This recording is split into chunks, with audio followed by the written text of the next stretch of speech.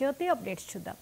ఈ నెల 5న deputy CM Pawan Kalyan Alluri జిల్లాలో పర్యటించనున్నారు. జిల్లాలోని అరకు వ్యాలీ మండల పరిధిలోని మదగడ గిరిజన గ్రామాన్ని సందర్శిస్తారు. అక్కడ మదగడ గ్రామస్తులు నిర్వహించుకునే ఆదివాసీ సంప్రదాయ ఉత్సవమైన బలి పోరోబ్లో పాల్గొంటారు. మదగడ గ్రామ పంచాయతీ పరిధిలో మాత్రమే 12 రోజుల పాటు నిర్వహించే ఈ ఉత్సవాలు గత నెల 25న ప్రారంభమయ్యాయి.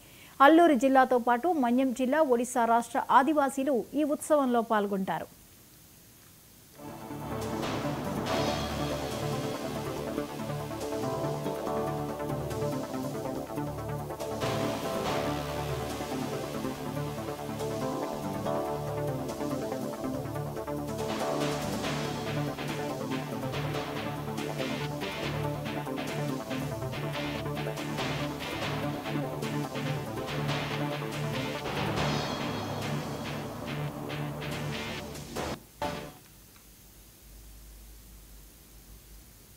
ఈ నెల 5న డిప్యూటీ సీఎం పవన్ కళ్యాణ్ అల్లూరు జిల్లాలో పర్యటించనున్నారు. జిల్లాలోని అరకు వ్యాలీ మండల పరిధిలోని మదగడ గిరిజన గ్రామాన్ని సందర్శిస్తారు. అక్కడ మదగడ గ్రామస్తులు నిర్వహించుకునే ఆదివాసీ సంప్రదాయ ఉత్సవమైన బలి పోరోబ్లో పాల్గొంటారు.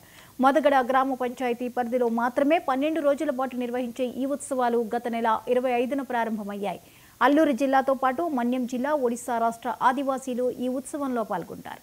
ఈ అంశంపై మరిన్ని అప్డేట్స్ ని ఏపీ స్పెషల్ కరెస్పాండెంట్ సాంబశివరావు అందిస్తారు. సాంబశివరావు, పవన్ కళ్యాణ్ ఆదివాసీల ఉత్సవంలో పాల్గొనబోతున్నారు. సెప్టెంబర్ 5న అక్కడ పర్యటించబోతున్నారు. వివరాలేంటి? జ్యోతి, మనం చూసుకున్నట్లయితే కనుక ఆంధ్రప్రదేశ్ ఉప ముఖ్యమంత్రి పవన్ కళ్యాణ్ అయితే ఈ నెల 5వ తారీఖున అరకు లోయలోని మదగడ గిరిజన గ్రామంలో ఆయన పర్యటించబోతున్నారు. ముఖ్యంగా మనం చూసుకున్నట్లయితే గతంలో ఆయన ఇచ్చినటువంటి మాటను నిలబెట్టుకునేందుకు ఏదైతే గిరిజన గ్రామస్తులు ఆయన్ని ఆహ్వానించడం జరిగింది. ముఖ్యంగా మనం చూసుకున్నట్లయితే ఈ పర్యటనలో ఆయన గిరిజనుల యొక్క సాంప్రదాయ ఉత్సవమైనటువంటి బలిపోర్ బే లో పాల్గొంటారని కూడా జనసేన పార్టీ ఒక ప్రకటనలో కూడా మనకు తెలియజేయడం జరిగింది.